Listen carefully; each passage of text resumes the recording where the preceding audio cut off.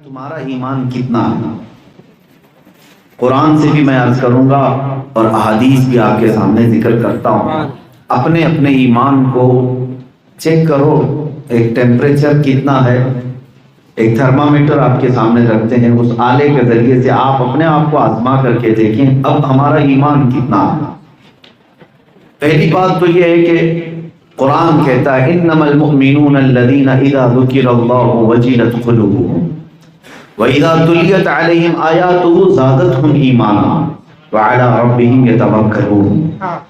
ایمان والے تو وہ ہیں جن کے سامنے اللہ کا ذکر آئے تو دل چھلک پڑے، دلوں کے اندر خوشی جگمگائے. پہلی علامت ایمان والے کی، اللہ کا نام سنتے ہی وہ خوش ہو جائے.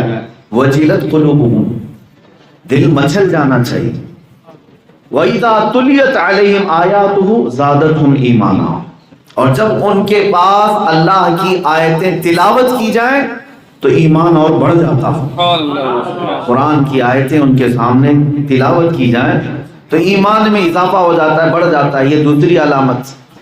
اور تیسری علامت ایمان والوں کی وَعَلَىٰ رَبِّهِمْ يَتَوَكَّلُونَ، ایمان والے صرف اور صرف اپنے رب پر بھروسہ کرتے ہیں، صرف اپنے رب پر بھروسہ کرتے ہیں. یہ کہنا آسان ہے، کہنا آسان ہے، لیکن میرے عزیزو پریکٹیکل زندگی میں دیکھا جائے چھوٹی موٹی چیزوں کو لے کر کے ہم فکر میں مبتلا رہتے ہیں. اب کیا ہوگا، تب کیا ہوگا. یہ تمہارے یقین اور تمہارے توکل اور تمہارے ایمان کا امتحان ہوتا ہے. سب کچھ اللہ کے حوالے کر دینا یہ ایمان والے کی علامت ہے. لیکن سب کی لائف میں ایسا ہوتا نہیں ہے. اکثر لوگ اسباب کی طرف توجہ کیے ہوئے ہیں، خالق اسباب کی طرف نہیں. تو ایمان کی جو علامات میں نے یہ بتائی اور حدیث پاک میں ہے، رسول پاک صلی اللہ تعالی علیہ وسلم نے ارشاد فرمایا من رأى منکم منکرا فلیغیرہ بیدہ ومن لم یستطع فبلسانہ ومن لم یستطع فبقلبہ وذلک اضعف الایمان.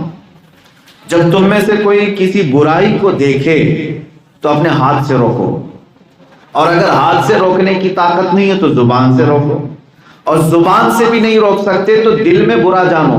برائی کو برا جاننا، حضور پاک صلی اللہ علیہ وسلم فرماتے ہیں اب یہ ایمان کا سب سے کمزور حصہ ہے.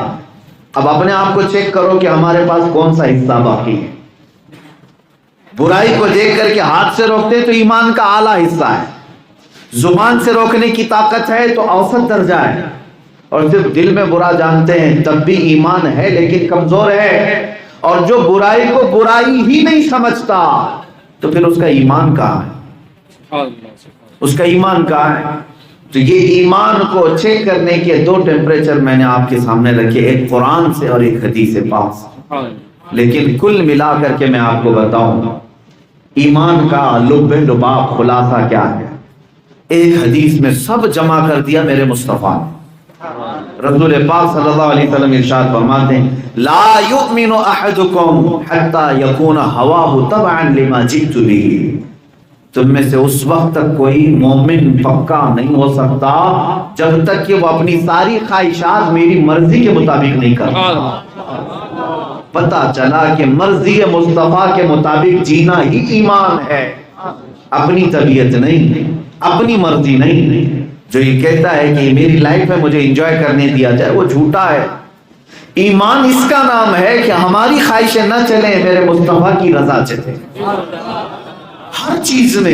یہ نہیں ہے کہ مسجد میں آئے تو یہ سوچیں کہ رسول پاک صلی اللہ تعالیٰ علیہ وسلم کی مرضی کے مطابق نماز پڑھو. نہیں، تم شادی بھی کرو تو یہ سوچو میرے مصطفیٰ کی رضا کے مطابق. گھر میں بچے کی ولادت ہوئی تو کیوں نہیں پوچھنے آتے کسی امام سے بتائیں مجھے رسول اللہ کی مرضی کے مطابق میرے بچے کی پرورش کرنی ہے، میرے آقا کو کیسی تربیت پسند تھی مجھے بتائیں. ایمان والا کھوج کھوج کر کے جائے گا، ڈھونڈ ڈھونڈ کر کے جائے گا کہ مجھے میری زندگی میری مرضی سے نہیں گزارنی ہے، مجھے میری زندگی مکین گنبد خضرا کی مرضی سے گزارنی ہے. جس دن بندہ یہ طے کرے گا کہ میری زندگی ان کی مرضی سے چلے گی وہ ایمان کو پہنچ گیا، وہ ایمان کے کمال کو پہنچ جائے گا. اس کی اپنی مرضی نہ ہو. میں ایک مثال دے دوں. سیدنا عمر ابن خطاب رضی اللہ تعالیٰ عنہ گھر میں بیٹھے اپنے بیٹے کے ساتھ. ان کے بیٹے حضرت عبداللہ صحابی ہیں، وہ بھی حضرت عمر بھی صحابی، جلیل القدر صحابی. بحث ہو رہی تھی کسی مسئلے کو لے کر، یہ مسئلہ ایسا ہے، فلاں ہے، فلاں ہے، باپ اور بیٹے. تو حضرت عمر اپنے مسئلے کی تقویت میں، تائید میں، دلیل کے طور پر حضور کی حدیث پیش کر رہے تھے. اپنے بیٹے سے کہہ رہے تھے دیکھو میں جو کہہ رہا ہوں رسول اللہ صلی اللہ علیہ وسلم نے اسی کے مطابق ایسا فرمایا ہے. تو بیٹے نے حدیث تو سن لی، کہا ہاں رسول پاک صلی اللہ تعالی علیہ وسلم نے فرمایا تو ہے، مگر اتنا ابھی انہوں نے کہا تھا حضرت عمر نے تلوار نکالی، ابھی مگر کہا تھا. صرف حضور نے فرمایا تو ہے مگر حالات زمانہ ایسے جیسے ہم لوگ تعویلات کرتے ہیں، مگر اتنا جملہ آیا تھا حضرت عمر نے تلوار نکال دی. کہا جملہ روک لو، میں فرمان رسول پیش کر رہا ہوں، اس کے بعد اگر مگر ہوا تو عمر کی چھت کے نیچے تیری کوئی جگہ نہیں ہے. یہ ایمان ہے. حضور نے فرمایا، اس کے بعد پھر اگر مگر نہیں ہے. کیا ہم اس طرح کی چیز دیکھ لیں گے؟ اس طرح نبی کونین صلی اللہ علیہ وسلم کا فرمان یہی شریعت ہے اور یہی ایمان ہے. اسی کو اعلیٰ حضرت نے کیا فرمایا؟ بخدا خدا کا یہی ہے در،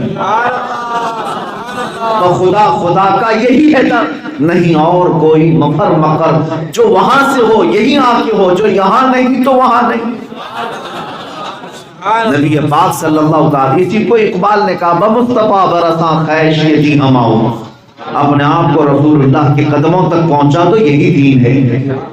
ہر بات کو مان لینا میرے مصطفیٰ کریم صلی اللہ علیہ وسلم کی، یہ عین ایمان، ایمان کا درجہ ہے.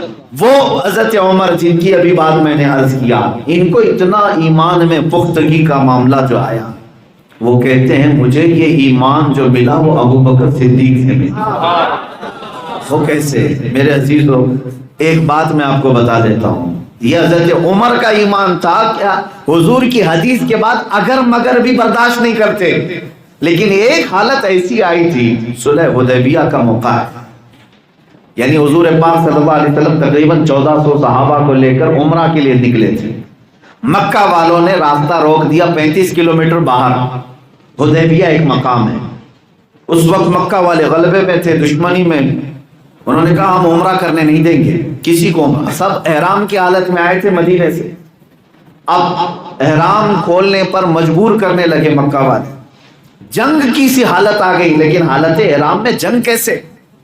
نبی پاک صلی اللہ تعالی علیہ وسلم انتظار کرتے رہے، لیکن کفار مکہ، مشرکین مکہ اڑے رہے. اخیر بات یہاں کو آئی کہ حضور پاک صلی اللہ علیہ وسلم نے ان کے ساتھ صلح کر فرمائی. اسی کو صلح حدیبیہ کہتے ہیں. صلح کس بات پر ہو رہی تھی؟ بظاہر دیکھنے کو ایسا لگتا تھا کہ جھک کر کے صلح ہو رہی ہے، یعنی مکہ والوں کی ہر بات مان لی جا رہی تھی. مکہ والے ایگریمنٹ میں لکھوا رہے تھے کہ اس سال آپ عمرہ نہیں کریں گے، یہی احرام کھولیں گے، واپس جائیں گے. اگلے سال آئیں گے بغیر ہتھیار کے آئیں گے. اور پھر یہ کہ اگر مکہ سے کوئی بھاگ کر مدینے گیا تو آپ ہمیں واپس دیں گے، اور مدینے سے کوئی بھاگ کر ہمارے پاس آیا تو ہم واپس نہیں دیں گے. بہت ساری ایگریمنٹ اس میں لکھوائی، سب کو حضور نے مان لیا، سب کو مان لیا. لیکن یہ حالت ایسی تھی کہ حضرت عمر بھی اس میں موجود ہیں، بڑے بڑے صحابہ بھی. جب یہ ایگریمنٹ سائن ہو رہا تھا تو حضرت عمر کھڑے ہو گئے، کہا یا رسول اللہ صلی اللہ علیہ وسلم، کیا ہم طاقت میں کم ہیں؟ کیا ہم حق پر نہیں ہیں؟ کیوں ان کمینوں سے ہم جھک کر کے صلح کریں؟ آپ اجازت دیں ہم ان سے جنگ کریں. کیونکہ جنگ بدر بھی ہو چکی ہے، جنگ احد بھی ہو چکی ہے، جنگ خندق بھی ہو چکی ہے، ساری جنگوں کا تجربہ ہے صحابہ کے پاس. یہ سن 6 ہجری میں ہو رہی ہے حدیبیہ کی جو صلح. حضرت عمر جنگ کی خواہش کر رہے تھے. حضور نے فرمایا عمر میری جو آنکھیں دیکھ رہی وہ تم نہیں دیکھ رہے. لیکن حضرت عمر ابھی بھی مطمئن نہیں، اٹھے، صحابہ کو پکڑ کر کے سمجھانے لگے، چلو حضور کے پاس جا کر کہتے ہیں صلح نہ کریں، ہمیں جنگ کی اجازت دیں، ہم ان کے چھکے اڑائیں، ہم ان کے پرخچے اڑائیں مکہ والوں کے. یہ جتنا حضور پاک صلی اللہ تعالی علیہ وسلم کے خلاف کھڑے ہیں. حضرت عمر کئی صحابہ کے پاس جا کر کہہ رہے تھے اب سنو. حضرت ابو بکر صدیق کے پاس آئے، کہا ابو بکر آپ کو پتا ہے رسول اللہ کیا کر رہے ہیں؟ حضرت ابو بکر نے کہا ہاں صلح کر رہے ہیں. کہا چاہیے آپ سمجھائیں، آپ عرض کریں حضور پاک صلی اللہ علیہ وسلم کی بارگاہ میں. آپ کی بات رد نہیں ہوتی. آپ عرض کریں کہ جنگ کی اجازت دے دی جائے، اس لیے کہ یہ صلح آپ کے وقت مناسب نہیں ہے. حضرت ابو بکر گھوم کر کے ان کے کندھے پکڑتے اور کہتے ہیں الزم غرضک یا عمر، اے عمر اپنی اوقات میں رہ کر کے بات کر، اس لیے کہ یہ فیصلہ کسی ایسے ویسے کا نہیں، اللہ کے رسول کا. حضرت عمر کہتے ہیں اس وقت مجھے ہوش آ گیا کہ ایمان اسی کا نام ہے. ایمان اسی کا نام ہے، چاہے ظاہراً فائدہ دکھتا ہو کہ نہیں دکھتا ہو، فرمان رسول پر اپنی گردن جھکا لینا یہ ایمان. یہ نہ دیکھو کہ ابھی فائدہ دکھ رہا ہے کہ نہیں دکھ رہا ہے، میرے مصطفیٰ نے فرمایا تو ہوگا. یہ حضرت ابوبکر صدیق کا ایمان تھا، یہ کمال ایمان کو جو پہنچے. عزیزان گرامی وقار، قرآن کہتا ہے وَلِلَّهِ الْعِزَّةُ وَلِرَسُولِهِ وَلِلْمُؤْمِنِينَ، عزت تو اللہ کے پاس ہے، رسول کے پاس ہے اور مومنوں کے لیے. اگر تم نے دنیاوی ڈھنگ کو اور ان کے فیشن کو چھوڑ کر کے اپنے آپ میں یہ محسوس کیا کہ نہیں میں کٹا ہوا ہوں دنیا سے، تو یہ شیطانی وسوسہ ہے، یہ شیطانی وسوسہ ہے. حقیقت میں تم عزت کی طرف بڑھ رہے ہو، حقیقت میں تم عزت کی طرف بڑھ رہے ہو. عزیزان گرامی، میں آپ کو چیلنج کے ساتھ کہتا ہوں 1000 پاؤڈر میک اپ لالی سب لگا دو، 40 سال ڈھل جانے دو، پھر دیکھتے ہیں تمہاری جوانی کتنی رہتی ہے، تمہارا شباب، تمہاری خوبصورتی ڈھلتی چلی جاتی ہے. گلیمر کی دنیا کو تو ہم نے دیکھا ہے، بالی ووڈ ہو کہ ہالی ووڈ ہو، اور اس کے پیچھے بھاگنے والے جوانوں کو بھی دیکھا ہے. آج ان کا ہیرو کوئی اور ہے، تھوڑے دنوں کے بعد بدل جائے گا، کوئی اور ہوگا. جوانی ختم ہوئی، چہرے کا غازہ اڑنے لگا تو کسی دوسرے کو پسند کرنا شروع کیا. لیکن کیا کبھی آپ نے غور نہیں کیا میرے مصطفیٰ کریم صلی اللہ تعالیٰ علیہ وسلم کے جو غلام ہوتے ہیں ان علماء میں ہم نے دیکھا ہے وہ جتنے بوڑھے ہوتے ہیں اتنی عزت بڑھتی چلی جاتی ہے، عزت بڑھتی چلی جاتی ہے. میں نے دنیاوی معاملات میں دیکھا ہے، دنیا داروں میں سے اگر کوئی بوڑھا ہو گیا تو لوگ محفلوں میں سے اسے الگ رکھنے لگتے ہیں. بابا جی ابھی تمہارا کیا کام ہے، ادھر بیٹھو ہم تھوڑے سے ڈسکس کر لیں. بوڑھے باپ کو تو باہر بٹھا دیا جاتا ہے، اسے مین چیزوں میں نہیں شریک کرتے. لیکن میں نے اپنے محافل کو دیکھا ہے، جب سخت سے سخت قسم کے پیچیدہ مسائل کو حل کرنے کی بات آئے تو امت میں جو سب سے عمر دراز علماء ہیں ان کو صدر بنا کر لایا جاتا ہے. عزیزان گرامی، یہ نبی پاک صلی اللہ تعالیٰ علیہ وسلم کے قدموں سے ملی ہوئی جو عزت ہے وہ موت تک نہیں جاتی بلکہ مرنے کے بعد بھی زندہ رہتی ہے. اسی لیے آج بھی اللہ رب العزت نے ہماری محفلوں میں امام اہل سنت اعلیٰ حضرت کے نام کو زندہ رکھا. 100 سال گزر گئے، ہم میں سے کسی نے دیکھا نہیں، لیکن ہر مجمع میں ان کو پکارا جاتا. کیوں؟ اس لیے کہ اس مرد مجاہد، اس مجدد اعظم نے اپنی مرضی سے زندگی نہیں گزاری، زندگی گزاری تو مصطفیٰ کریم کی مرضی سے پوری زندگی وقف کیا تھا نبی پاک کے حوالے. اس لیے رب تبارک و تعالی نہ ان کا نام مرنے دیتا ہے نہ کلام مرنے دیتا ہے. کلام بھی زندہ ہے، نام بھی زندہ ہے. اسی لیے اس زندگی کے اہم اصول کو سمجھ لو، اس اصول کو سمجھ لو، ان کی بات کرو اور ہر دل پہ راج کرو. حضور پاک صلی اللہ تعالیٰ علیہ وسلم کی طرف جب تک تم اپنے آپ کو مکمل حوالہ نہیں کرتے اس وقت تک تم ایمان کے لطف اور ایمان کی حلاوت کو بھی نہیں پا سکتے. شیرنی جو ایمان کی ہے، جو مٹھاس ایمان کی ہے، وہ اسی وقت ملے گی جب اپنے آپ کو سپرد کرو نبی پاک صلی اللہ علیہ وسلم کے. آپ کو پتہ ہے دنیا میں سب سے زیادہ آدمی کس کی عزت کرتا ہے؟ اپنے رشتہ داروں، سب سے زیادہ اپنی ماں اور اپنے باپ، کیونکہ اس کا پورا نسب اس سے جڑا ہوا ہے. بیوی چھوٹتی ہے تو دوسری ملے گی، بیٹے بیٹیاں بغاوت کر جائیں تو اس سے کوئی فرق نہیں، محبت اپنی جگہ پر، بھائی بھی چھوٹ جاتے ہیں بہنیں بھی، لیکن جو اس کا نسب جن سے چلتا ہے وہ ایک ماں ہے اور ایک باپ، اور ہر ایک کی ایک ہی ماں ہوتی ہے. سوتیلی ہو 4 اس سے فرق نہیں پڑتا، پیدا کرنے والی ایک ہی ہے، باپ بھی ایک ہی ہے اس کا. ایک ماں اور ایک باپ ہر انسان کے لیے بہت زیادہ اہمیت رکھتے ہیں. اور جب صحابہ حضور کے پاس آتے تھے تو سب سے پہلا جو جملہ کہتے تھے فدا کا ابھی وہ امی یا رسول اللہ، میرے باپ اور میری ماں آپ پر قربان ہو یا رسول اللہ. یعنی جو سب سے زیادہ میرے لیے عزیز ہے زندگی میں، عربوں کو پتا ہے باپ کا کیا مقام ہوتا ہے، ماں کا کیا مقام ہوتا ہے، وہ اپنے ان دو عزیز چیزوں کو حضور کی بارگاہ میں قربان کرتے ہیں. کہ محمد سے وفا تو ہم تیرے ہیں. یہ اللہ تعالیٰ کے فرمان کی ترجمانی ہے جو قرآن میں اللہ فرماتا ہے کہ محمد سے وفا نے تو ہم تیرے ہیں. یہ جہاں چیز ہے کیا، یہ جہاں چیز ہے کیا جس چیز کے حصول کے لیے تو بھاگ رہا ہے، دوڑ رہا ہے، پوری زندگی داؤ پہ لگایا ہے.